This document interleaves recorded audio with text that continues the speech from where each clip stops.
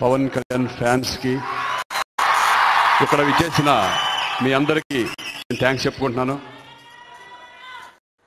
నాకు అన్నయ్య కుటుంబంతో నాకు చాలా ఎప్పటి నుంచో మంచి అనుబంధం ఉంది. వాళ్ళని అందరినీ నేను, వాళ్ళ కుటుంబంలో ఉన్న వ్యక్తులందరినీ నేను ప్రేమిస్తాను. వాళ్ళంటే నాకు చాలా ఇష్టం. అలాగే పవన్ కళ్యాణ్ గారు అన్నయ్యతో ఉన్నంత లేకపోయినా కళ్యాణ్ అన్న కూడా నాకు చాలా చాలా చాలా ఇష్టం. ఎందుకంటే అన్నయ్యకి నాకు చాలాసార్లు ఇంట్లో ఫంక్షన్స్కి అన్నింటిలో అందరం కలిసేవాళ్ళం. కానీ ఈయన లెక్కే వేరు.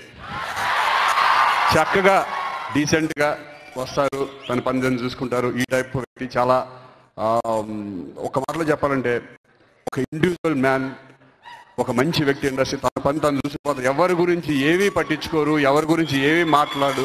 అటువంటి వ్యక్తి కళ్యాణ్ నాకు తెలుసు.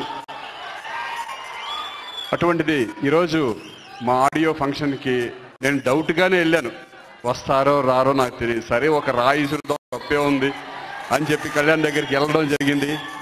ఫిలిం సిటీకి వెళ్ళి కళ్యాణ్ ఇట్లా నేను ఆడియో ఫంక్షన్ చేసుకుంటున్నాను, దేవరాయ నాకు చాలా హెల్ప్ అవుతుంది, ఈ సినిమా అయితే కనుక కొంచెం భారీ ఎత్తున చేద్దాము, పబ్లిసిటీ కూడా బాగుంటుంది అని చెప్పగానే ఇంకేం మాట్లాడలేదు. నేను వస్తున్నాను శ్రీకాంత్, డెఫినెట్గా ఇక్కడ నేను ఏదో సెంటిమెంట్తో నేను డెఫినెట్గా 100% పిలవలేదు. నేను మనస్ఫూర్తిగా నా కళ్యాణ్ వస్తే బాగుంటుంది అనే పద్ధతిలో నేను పిలిచాను.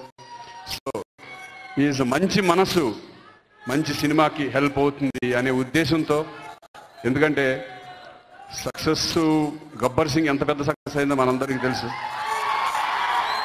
100 days ఫంక్షన్ యాక్చువల్గా మేము ఇక్కడ మొత్తం అంతా భారీ ఎత్తున మళ్ళీ చేద్దాం అనుకుని, కానీ ఆయనకి ఇష్టం ఉండదు ఇవన్నీ.